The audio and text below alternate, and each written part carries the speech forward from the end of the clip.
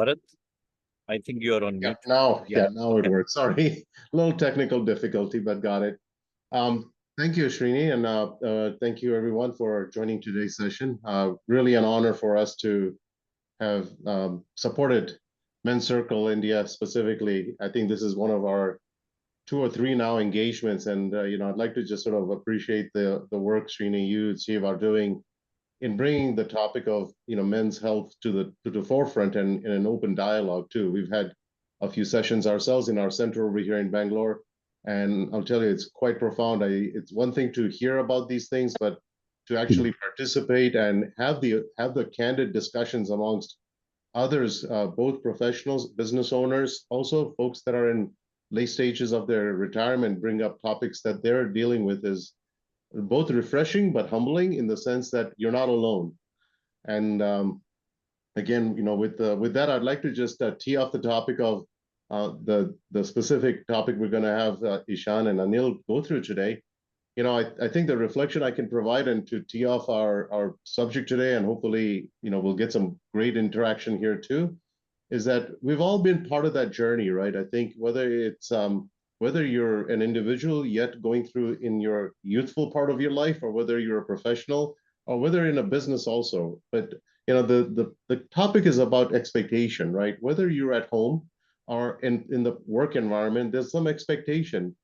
You might not have thought about it that much until something of monumental or milestone event occurs in your life, and that's been my observation too, is that it's a career I started with an expectation that, hey, I finished my education, now I've got to go to work, and then the family and marriage, family, and everything comes along, and you're fine. And it's just something you absorb, not realizing that this sort of workload is tapping on your shoulder, right? The load is getting heavier, but you're just coping with it.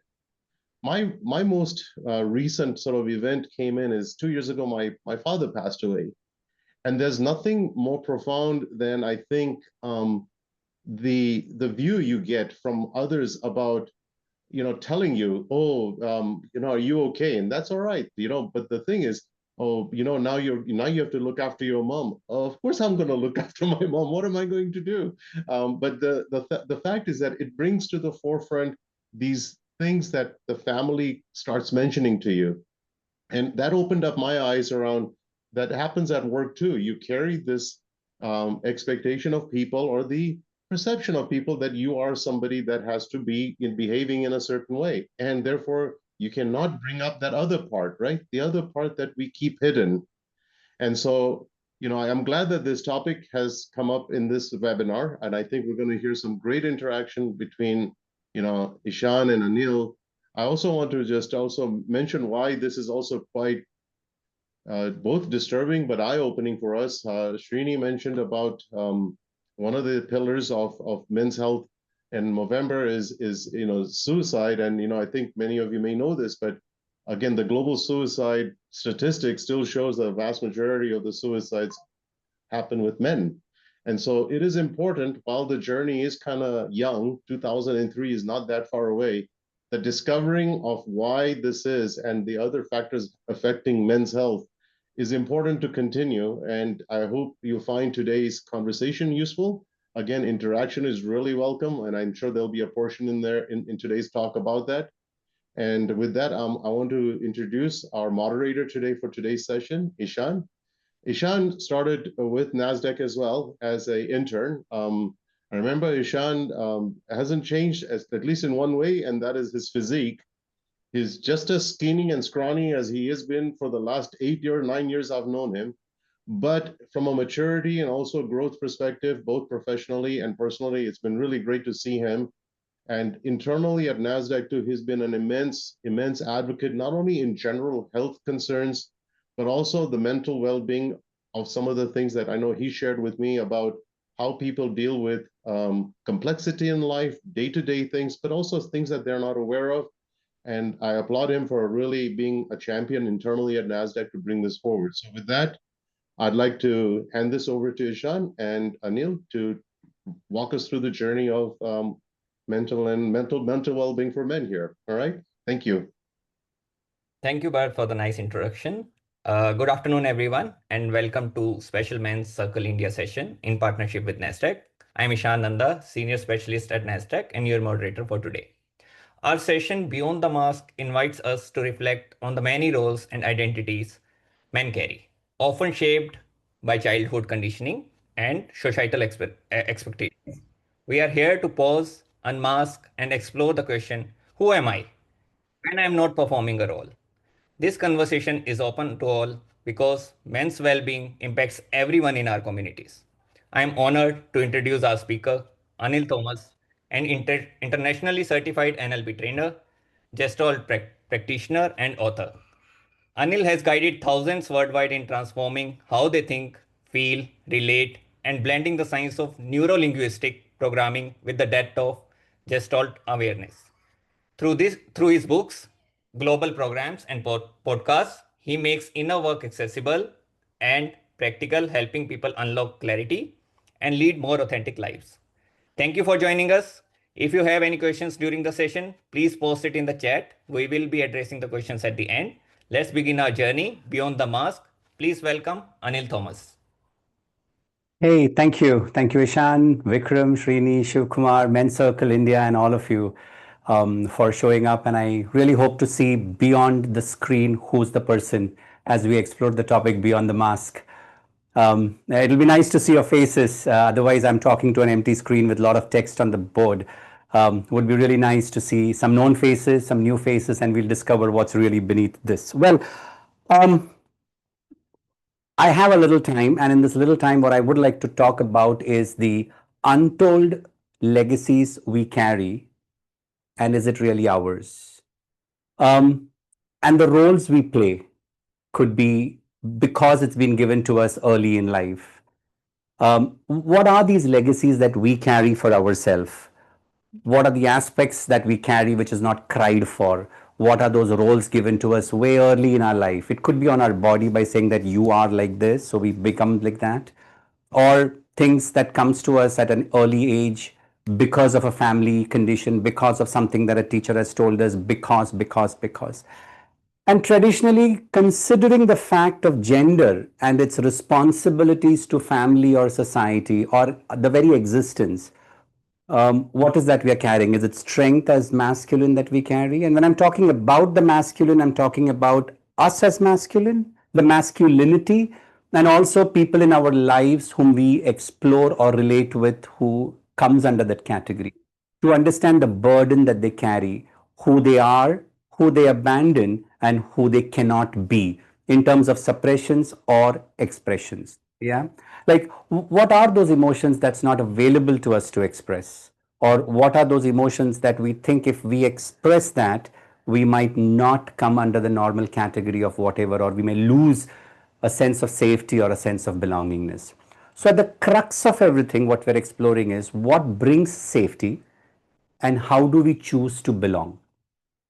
Yeah, that's what we're doing at the crux of everything. Like whether it's a relation with my father, with my son, with my wife, with my colleague, how am I trying to belong? Is it by suppressing? Is it by expressing? Is it by repressing? And when a particular role is given to me, maybe that of a provider, maybe that of something, when a particular role, a particular designation is given to me, maybe a leader, huh? When I do not resolve my own issues and I step into these roles, when I'm exposed to concepts like vulnerability or intimacy, or when I fear my ground is shaken, how do we respond? How do we handle contexts where intimacy is important, where we know that even the last anchor or the ground that we stand has been shaken? How do we respond in context when we realize that, hey, there is no other way but to be vulnerable here or but to be truthful about this whole thing? Or how do I respond to a context where I really got to speak what is for what is? Do I avoid that? Do I overcompensate that? Do I escape that, or do I address that? The aim here is not to accuse the mask. The aim here is not to expose the mask. The aim here is to understand that, hey, the mask did serve a purpose at some point in time of our life. The aim over here to understand is the mask was a part of our survival story. The aim over here is to recognize and to bring gratitude to those masks that we carry and to know that we've done it consciously many times. So that gives birth to the idea of agency or autonomy. So we know that, hey, I carry these masks. Now I can choose to otherwise. Yeah, to recognize what was the intention of that mask and how it served me in the journey of life. Well, there might have been a time when exposing vulnerability would have created danger. There might have been a time where expressing intimacy would have created danger. Maybe obligation, maybe fear, maybe guilt, maybe shame, something like that. But today we have a choice. That's becoming an adult. And the choice is, how do we go beyond the forced legacies onto us, the forced conditions onto us, the roles, the responsibilities, maybe nurturing, maybe providing, maybe strength, etc. So that is what we are going to get into conversation with Ishan. And is the context clear for all of you guys? Is the context up and clear, neat for you? Yeah.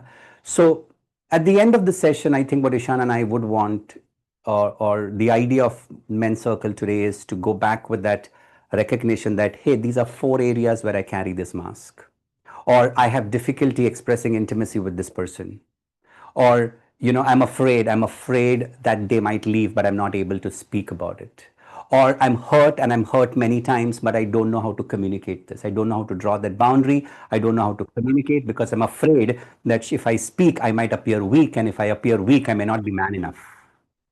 You know what I mean? That's the aim that we're going to take back from class today, or from the session today. Yeah, Ishan. Yeah, thanks, Anil. So one thing which I had questions coming into my head, correct? And you talked about it.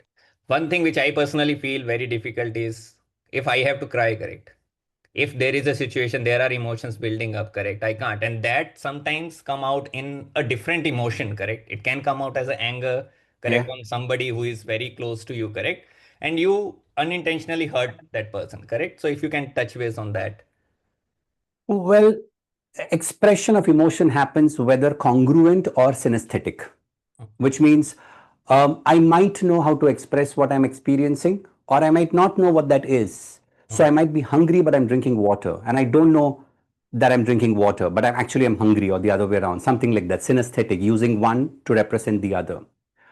Well, that comes because I'm not in touch with myself. When I do not know what that churning sensation is, when I do not know that it is anger, I do not know how to express it, how to communicate it in a way that I can be safe, they can be safe. Like one of my teachers, she says, I remember, she says, a good relation is where 2 people can talk opposing ideas with ease. But you see, this is a concept that I begin to learn through life, that, hey, you know what? I can express those conversations with ease.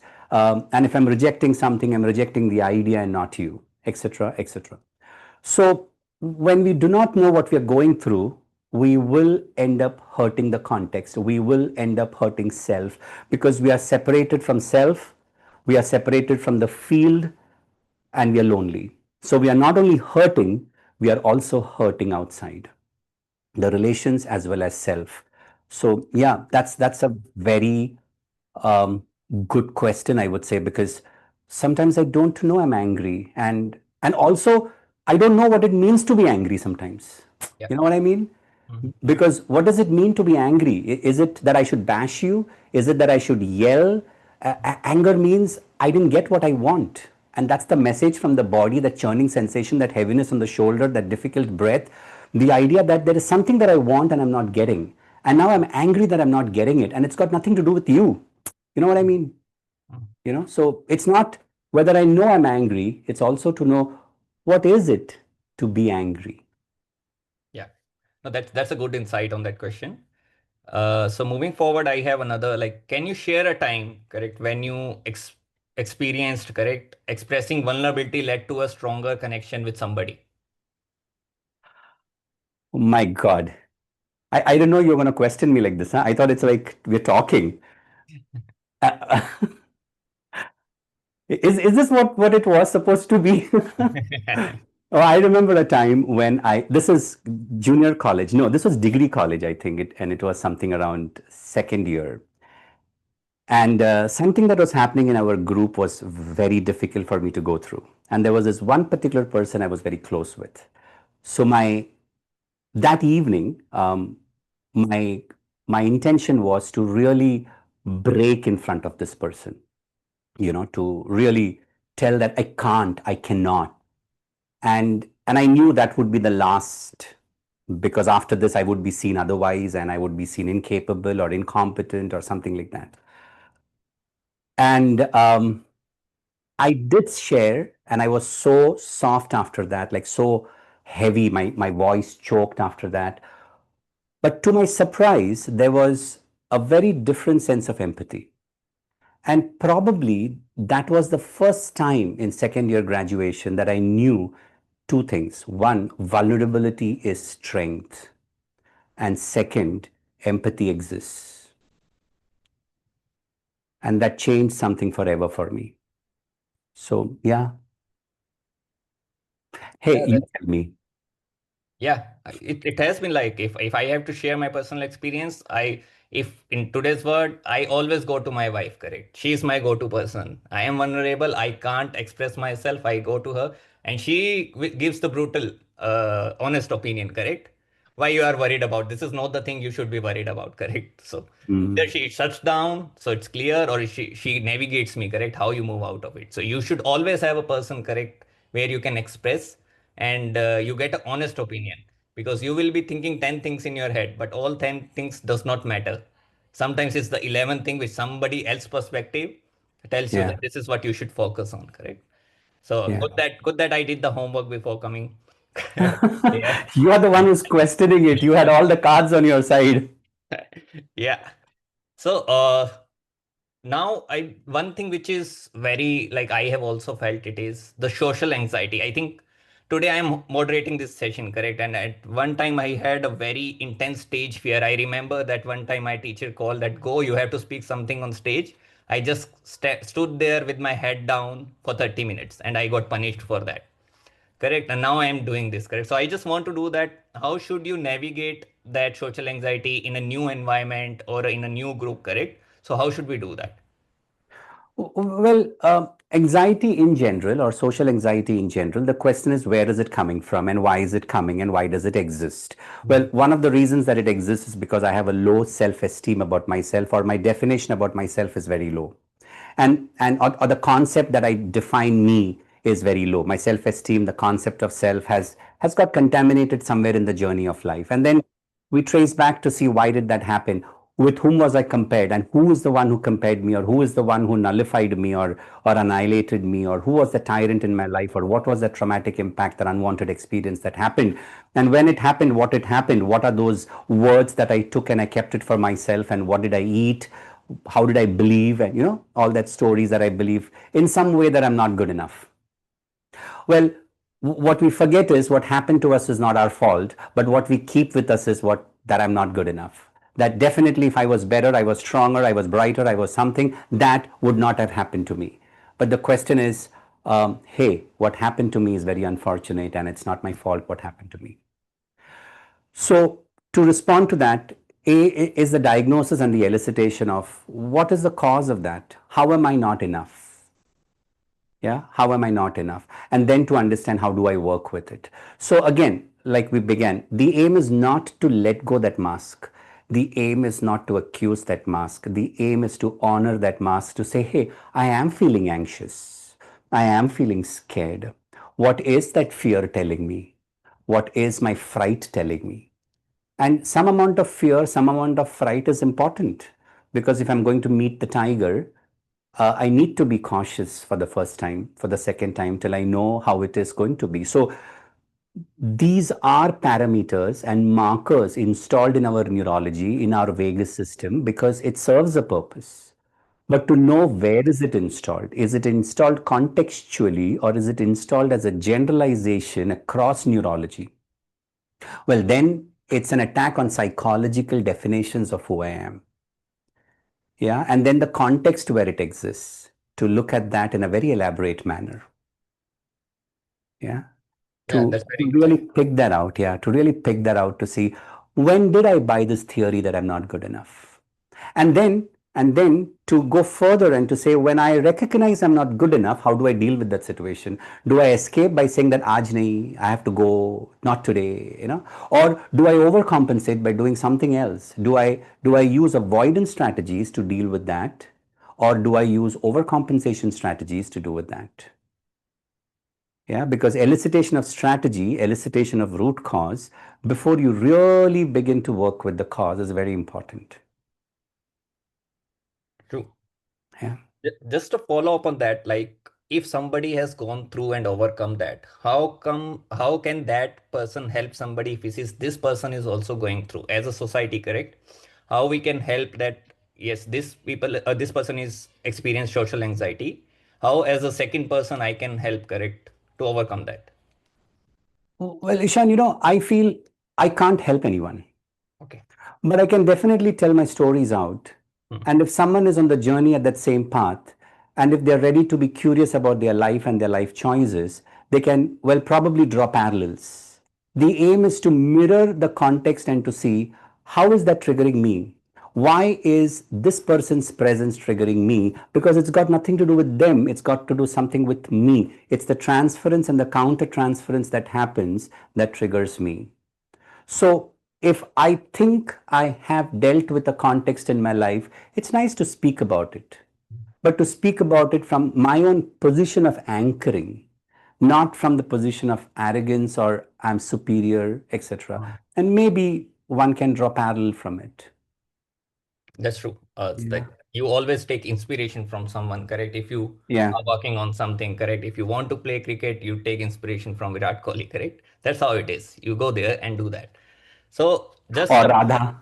yeah, yeah, it can be Radha Yadav. It can be Harmanpreet Kaur, correct? I'm just joking, yeah. Yeah. So one thing is like, are there any tools available as well which can help you with your feelings? Yes, a lot of tools, right from meditation to spirituality to rituals to anchoring to groundedness to different techniques, regressions or progressions or plenty of techniques. But these are just tools. The tools can only help this much. What we must remember is, am I aware that I'm having the social anxiety? Or have I directly bypassed that awareness and got into my avoidance strategy or overcompensation strategy? The question to ask someone who doesn't stop working is to ask that person, hey, are you aware that you've been working for X hours for the last 2 years?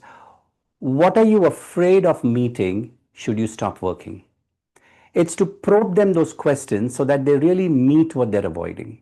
And it's only when you meet that, you know that, hey, I have been doing this at a very unconscious level. To make the unconscious conscious, like Jung says, so that I have choices to now navigate my world.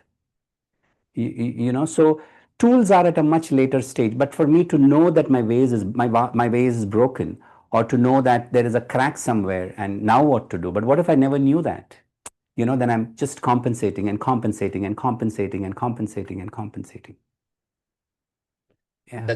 That's very true. I guess there is one personal story which I have, correct, which I am remembering when you told about this is that I also had like I always wanted to play cricket, correct? And as Bharat mentioned, it's not like I've been leaner for last 10 years. I've been leaner since childhood. So always it was like if I have to play cricket, it was like they used to stereotype me, correct? You can't hit a ball, so you will not get batting. You can't bowl faster, you will not get bowling. So what I did there was you let me field for both the innings. I won't ask for batting, I won't ask for bowling. So what I did from there was I worked on the fielding, I became the best fielder, and then they started including me in the team.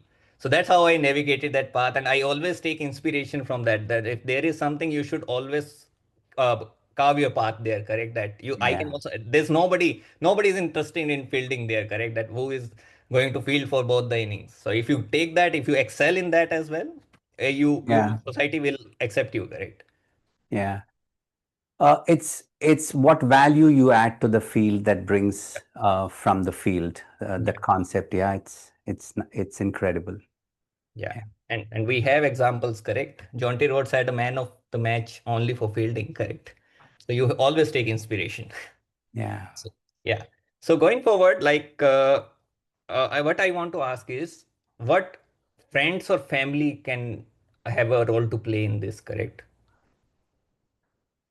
Well, if I'm expecting something from friends and family, it's not leading or controlling or telling, but to hold space so that I can evolve and discover myself. A part of the problem is too many people telling me what's right, what's wrong, too many people correcting me, comparing me, giving me choices, motivating me, inspiring me. The part of the problem is too many people wanting good for me. Yeah. But there is no time to pause for me to reflect and spend time in that quiet to know who am I and what's happening to me. There are too many voices, and with these too many voices comes too much of obligation sometimes. And sometimes the fear of how do I say no to this person? Sometimes the guilt that if I say no, then am I letting myself down? Sometimes the shame that if I say no, am I letting them down? So we are toggling between the obligation, fear, shame, and guilt. And in that domain, what we've done is we've annihilated our sovereignty, and we are subscribing to a system which is consuming us from within, and it happens throughout. It's the burden of identity, cultural identity, relational identity, societal identity, identity at job, and so on and so forth. I give this example in most sessions that I take when I do this particular topic.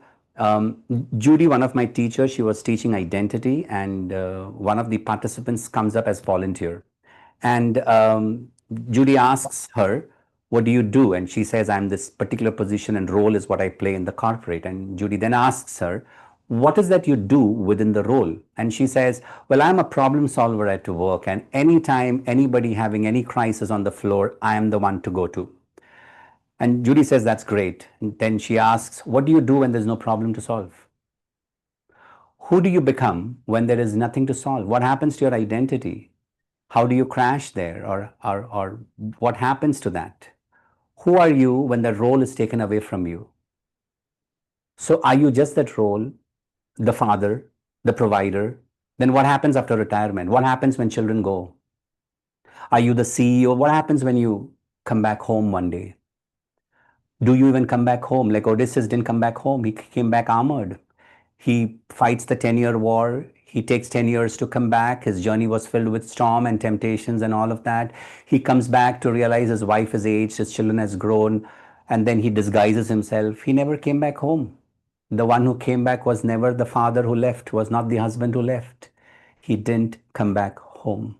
The provider, the father, these roles that we play, when we come back home, who are we? That is very thoughtful, correct? So you have different masks at different places, correct? You have to deal with different set of problems when you are at home or with your family, or you have to deal with Yeah. different set of problems when you are working, correct? So on the lines of that, like what can organizations do, correct, to encourage emotional well-being and social support, correct? Yeah, I'm going to ask the question to you. You're coming from Nasdaq, see, I can see that over there. You tell me, what do organizations do? So, if I share my personal experience, correct, the recent experience which I can share is that when my wife was pregnant, correct, so I was alone in Bangalore, and our parents were not able to come here to support us, so I had to manage that. And I got full support from the organization, correct, that you can, if you need any help, correct, you can be flexible. If you want to take off as well, you can take. So they gave priority there. So that gave me strength to manage that particular situation, and I was able to do that without any help from my friends or family, correct, because nobody was here. So at that time the organization became the friends and family. I could share what I was feeling with my colleagues or with my manager, correct, or anybody I can approach in here. So that is something which has lived with me. I remember that. And apart from that, every organization has tools, correct. We also have tools which we can go to for mental health, as well as other tools as well, correct. So this is Yeah. something very important, that if organization takes initiatives and can help you on a personal level, correct, that lives with you and that encourages you as well. Mm. What is the process to give my resume to your organization? Yeah, I think you can check for the jobs, correct. This connection is not going to help. We can check after this. So as we talk about this, Ishan and I would be curious to ask you this particular question, that what are those masks that are very prominent for you in your life, and in which area is it more prominent? Like, are you going to work and are you working so much because it's difficult to come back home? Because if you come back home, then you have to, spend time with your mother or your wife or your brother, or you have to solve this problem which is at hand. So the easiest way to do is say, I'm busy, so let me get the hell out of here.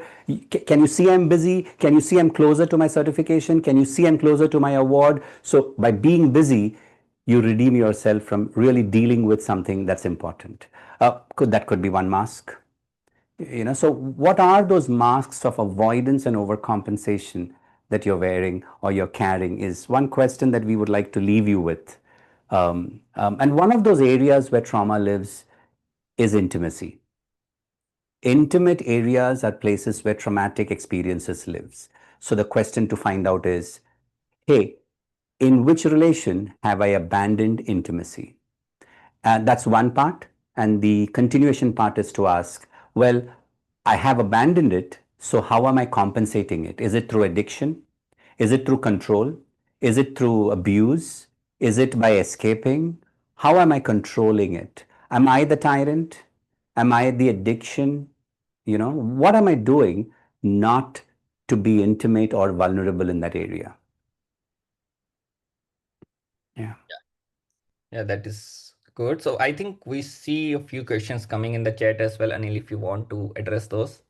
You're the boss. I'm going to submit my resume to you. So you decide, boss. So I'll take the first question, which is there in the chat.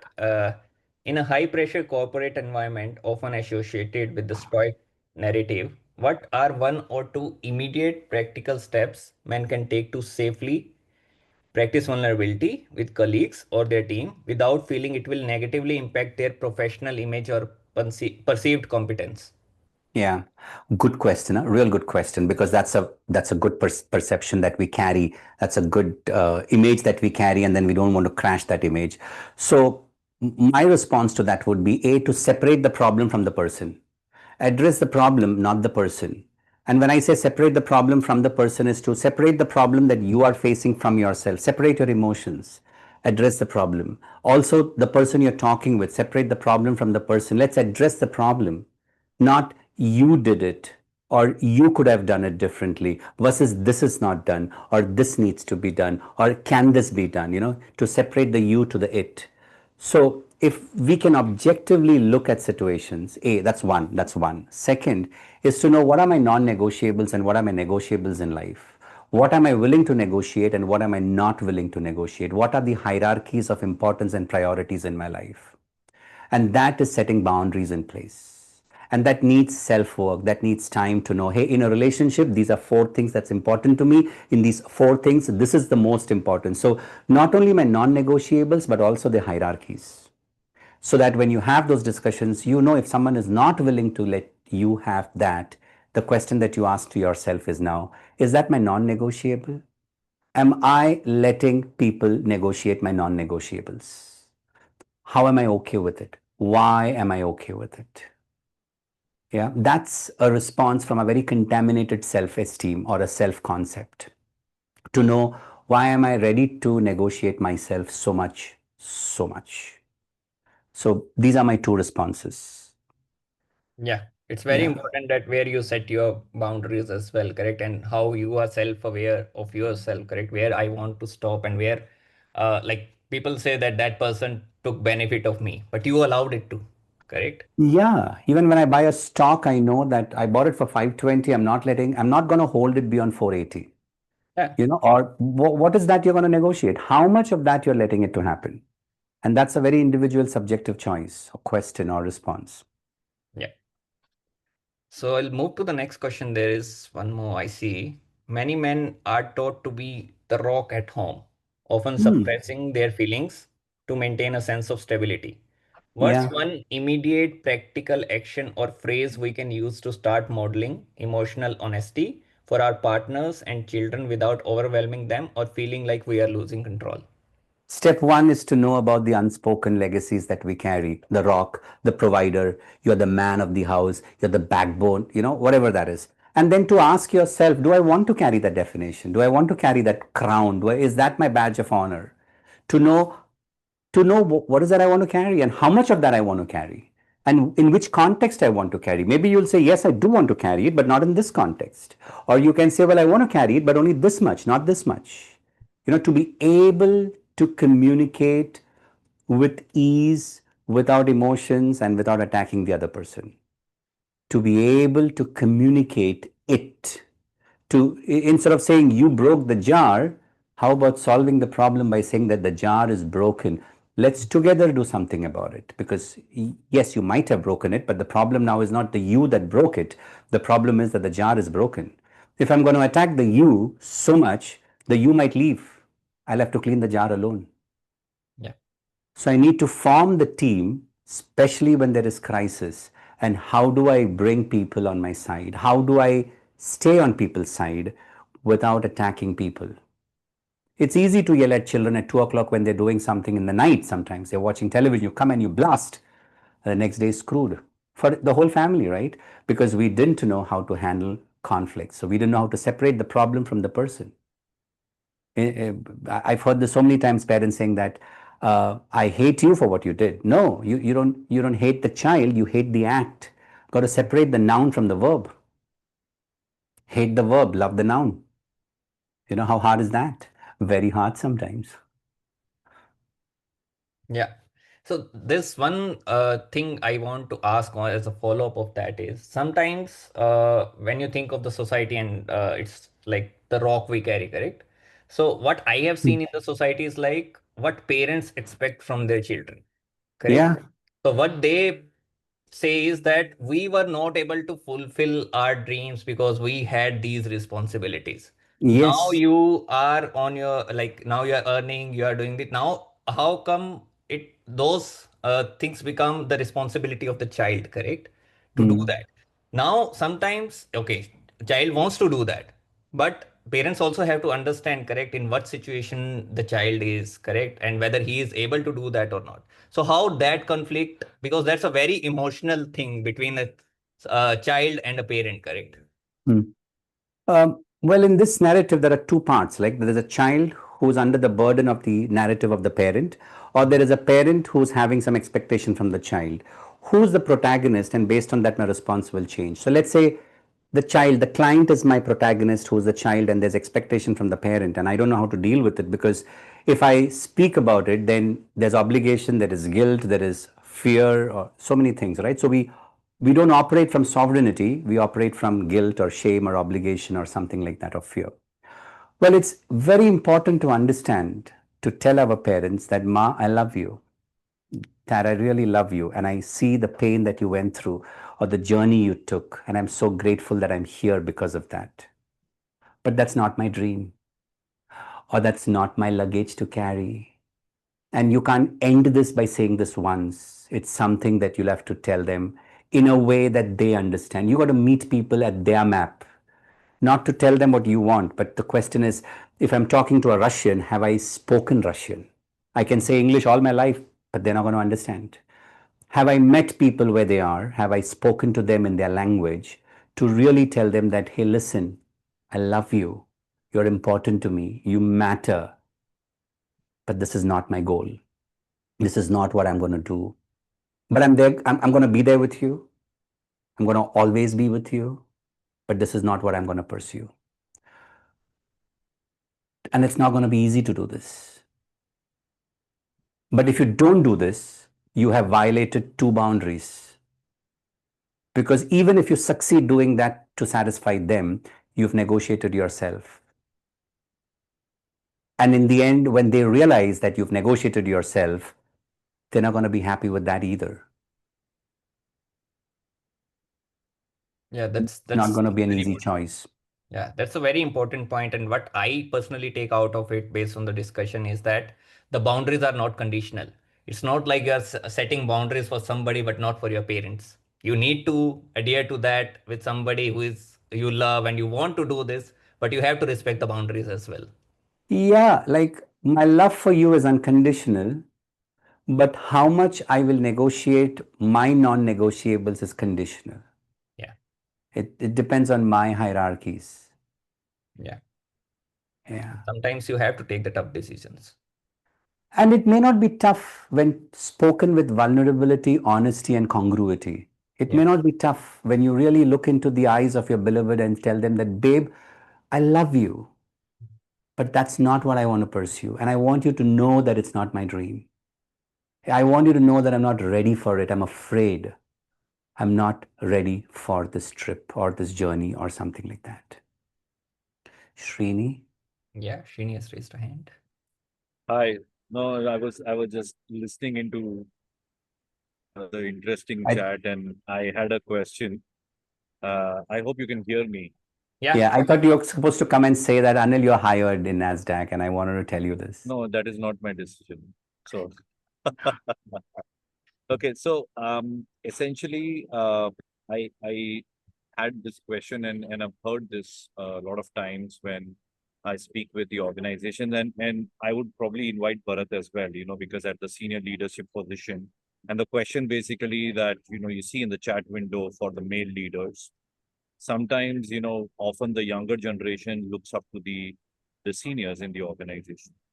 So beyond discussing or having a conversation about why emotional and social well-being or holistic health and well-being for men is important, what are the tangible steps or a role modeling or maybe walk the talk that leaders can do in the organization to make sure that there is an environment where you have uh, conversation that is encouraged, the vulnerability that is welcomed.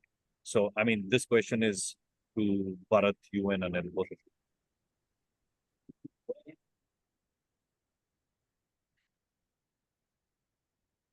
Bharat, you're, yeah, please. Yeah.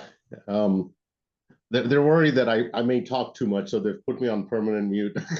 So, well, not. I think it's one of those things. I think I like the context Anil provided earlier. I think it has to be something that's number one. Of course, it's got to be genuine, right? You cannot put on the show and not mean it, because you may be able to, you know, you may be able to say things that makes people comfortable for a while, but it'll quickly show up that it's not genuine. So I don't know, my perspective, and again, some things that I try to do is that, and I'm by the way, and I'm horrible at like names and stuff. So I know that's a weakness I have. So one of the things I overcompensate is when I do see somebody, I do go out of my way and at least greet them, whatever it is, however you introduce yourself. The thing with leadership that I think sometimes, or leader roles that people forget, I feel, is that they're watching you. People are watching you, and you have the opportunity to set that tone. And it's about you setting that tone at the right time, right? Like if there is something genuinely worrying somebody, or you want to open up, let's say, a topic of this nature, which is difficult. I mean, having attendance is one thing, actually engaging in a dialogue is even harder. Is that you have to kind of break that ice a little bit, right? You have to kind of show that you're willing to demonstrate that vulnerable side. And by the way, I think this is what I was gonna put it in our chat, but this is a perspective I share. The problem I have, and maybe this is a male centric thing, but even the word vulnerable itself says weak, right? So you got to get over that first of all somehow, and moreover saying, what is it that you're trying to do, and what is it that you want to convey? What is it that you're trying to accomplish within that environment? And I want a healthy, balanced environment for my team here, even in my interaction, so that people do feel comfortable, right? And that when we do have the conversations, they're not just superficial stuff that that people have just yanked out of the latest Chat GPT line, right? So I look for that genuine conversation, and you do have to kind of probe a little bit. It is probably not something that's made up for everyone. I've seen that. I've seen managers struggle, leaders struggle with that, because it's just not innate in their personality, right? It's hard for them, and that's what I would look for. What I would look for in your organization, and is it's a two-way story, a two-way street. Sorry. So if you feel like your leader isn't demonstrating that emotional quotient that you're looking for or that emotional support, then you know what? Try to see if there's another way that leader can be more comfortable. Maybe that leader is willing to do that in a one-to-many conversation, but maybe in a one-on-one, they're probably just very natural, right? They're willing to go that extra step with you. So it is a bit of an exploration, in my view, but I think you have to put the foot forward consistently, not just once, but you have to put that foot forward consistently that you're willing to talk about those conversations. You're willing to, engage in the banter rather than just sit by the sideline and feel like you're just listener, right? Because that listening part as the leader is also, by the way, I've found very dangerous. If you don't interact, the perspective that people will walk away with is, especially in a topic that are sensitive, is that you're judging now, aren't you? Right? Because remember, you're in an environment where things are going to be said and discussed, which are not going to be comfortable for everyone. So those are some of the things that I learned, and it wasn't like I cracked open up a book or any psychology thing that taught me that. It's more of just getting to the root of the people in a way that they're comfortable, that they will come and also reach out and connect with you in a more at the personal level. I don't know. Hopefully that resonates Yeah. with some. No, absolutely, Bharat. I think, while you were sharing, I was reminded of my time when I was employed, and one of the organizations, my manager was an American. He did two things. In our team meetings, he would often come and talk about uh, the challenges that he was going through maybe over the weekend, because I still remember that he had a pet, a dog, and the dog was very sick. And he really opened up about the fact that, I'm not able to focus on my work. I've not been giving you guys time because this is what is happening at home. And I would need about a week's time for me to get back. So can you all take care of it? So I think one of those very simple example that stayed on with me in terms of, as a leader, opening up to the challenge. And the same manager, my manager, he, during the one-on-ones, would also encourage us to sort of keep aside the work and say, how are you feeling? Is there something that you want to discuss about? And start with that conversation and really open up and encourage, whether men or women. I mean, that's different, but I think he would end up doing more to men because he realized that it was important, or the vulnerability. I'm talking about 2017, 2018. So I just remembered, Bharat, when you were sharing those examples. Yeah. This is great. Sorry, Ishan, back to you. Yeah. It's just like Anil, you want to add something on the same lines. My response would be to be okay with people seeing what you're going through when you say that difficult sentence. To be okay with it, because sometimes I have to tell my upline that, hey, you know what? The other day that you called me out, I was hurt. And or maybe I felt that you shouldn't have compared this, something like that, if I want to say something which is difficult. After I say what I said, I'm going to be very weak because I did put up a lot of courage to say that. To be okay for being seen in that state for what you did, and not to abandon that state, because that is also you. Yeah. And that's okay. And that's okay if that's you. This is great. So in the interest of time, I guess we are already on 3:58. So I think we should close the session for now. And Ishan, do you want to take one more question? I think there sure. is a question which was more from what can women Yeah, I'll colleagues do that. do. Yeah, I think, I see yeah. that. I see that. So, Anil, I see one more question here. To help male colleagues cultivate authentic connection, what can women actively do in team settings or daily interactions, perhaps through communication style or intentional inclusive behaviors, to help men move beyond the mask and foster those deeper, more meaningful professional connections? Well, I would say, first of all, don't mother them, don't parent them. Don't do it for them. Don't advise them. Don't hold their hand and walk them through it. But let them know that there's a hand to be held if at all that journey is to be taken. Let them know that you're there should they need to have that conversation, but not to tell them to do it. Give them that space because, a rose may grow in this much time, a wheat will take this much time, a bamboo will, we all have different time and space that we need to nurture ourselves. Yeah, that was very relatable. So I have heard many times from my wife, I'm not your mother. I'm not going to do this. Do it yourself. I'm not going to take care of 2 kids. Okay, I guess one more. Bharat is saying something, I guess. Oh, okay. Yeah. Yeah, Bharat, you're on mute now. I got the permission from the censor board. Okay, so no, I think what Anil said, by the way, is one of those things that and I'll put the context on both. I'll try to put a context on both personal as well as work, right?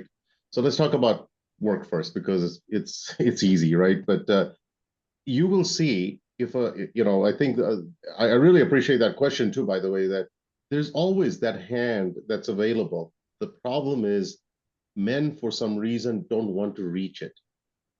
And just remember, just because you reach out for that help, support, whatever it is, it doesn't mean, I like Anil's analogy about rose and a bamboo, right? Then there's everything in between. Because it's still going to be more meaningful if you actually walk through that steps, all right? This isn't something that you take a Udemy class on and learn how to deal with your emotional self. You have to experience the pain factor. And by the way, it's not painful. It's about actually accepting yourself to be in that space. And you'll see that while you accept that that space is going to be a risky space, you'll find yourself more at ease that you brought it up at least versus it's bottled in. Yeah. Because while it's bottled in, the only judge and jury you're really consulting is yourself. You're not consulting the broader audience that's available to you. So by being that personal self out there, guess what? Others are going to see that in you. And it doesn't matter, not everybody needs to see you, okay, that way. You just need a few that will appreciate that you put yourself out in that way and that they're going to come out there when you need them also and give you that peace. The same thing happens at home too. That burden, whether it's a son burden, parent burden, whatever you want to call it, friend, peer circle, remember, at the end of the day, you're there because you chose to be there. You're doing that because, yes, there is a respect component of it. But if you're going to think that it's a burden because social expectations are there, guess what? You better figure that out really quick because it goes back to, again, it's going to stay bottled in. All right? The sooner you put yourself in front of somebody that'll guide you through that, explain, like Ishan, like you stop worrying about the nonsense stuff, right? That's going to clear that path for you to like what is really relevant and what's not, right? And I think Anil brought up some great examples of some of those. I think in the initial opening, I think that was very deep. And it would have been great if we had more time to go through that. But I think at the end of it, at home, it's a little bit different because you're there and it's a people you're around. But the concept is the same as well. Unless you speak up, it's not going to show up. People can only say so long, how are you? Are you okay? At some point, you're going to go like, just leave me alone, right? And maybe that's what people do need to be told, but you never told them that.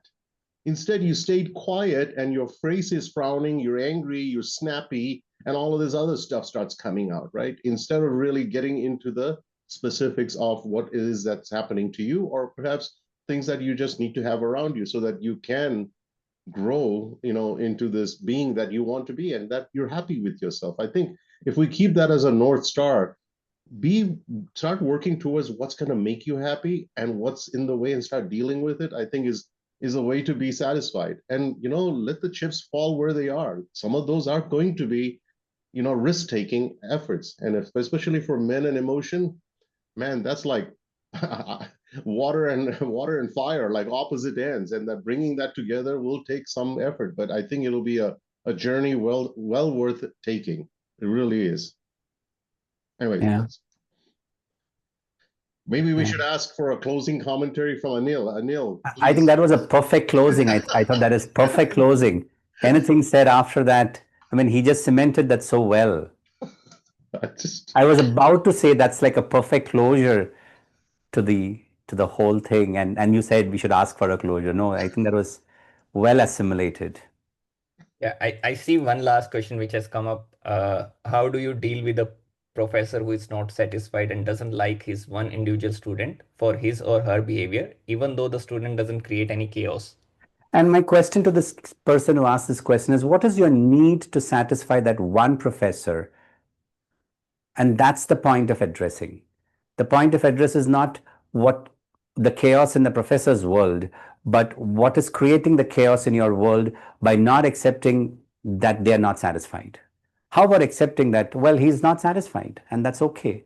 For you to be okay, I remember one of my participants in one of the class, Meenal, this is what she said, and it stayed with me, and I love what she said. She says, and I'm going to say this in Hindi because she said this in Hindi. She said, इस वक्त मेरे जिंदगी में कुछ ऐसी चीजें हो रहा है जो मुझे अस्वीकार है, और मुझे वो जो अस्वीकार है वो भी स्वीकार है. There are things that's happening in my life that's not acceptable, and I'm learning to accept the unacceptable. So to be okay with the fact that, hey, it's not okay for me for a professor to not accept me, but I'm okay. That's his choice, and I don't have an obligation to live up to his expectation. The therapy question, or in counseling room, my question to this client would be, what is your need to get that validation? And whose validation are you actually getting by getting that validation that you didn't get in your house or with somebody or somewhere else growing up, that this became so important that you're chasing this and putting all your eggs in that basket?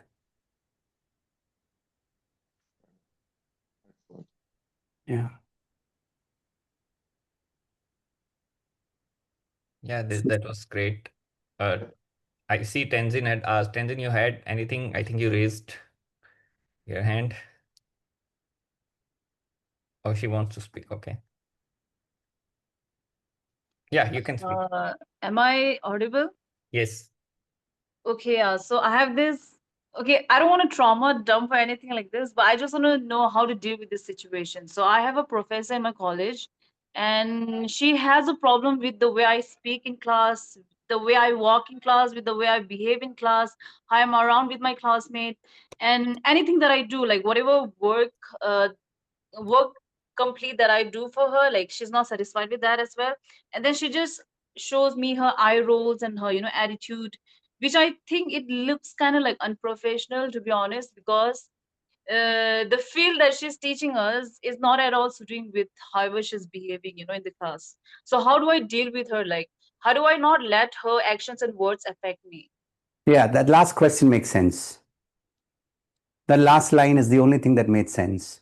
How would you now do what it takes to be done in order that others' actions don't affect you? That's your curiosity. Spend time asking that question versus everything that you said before that.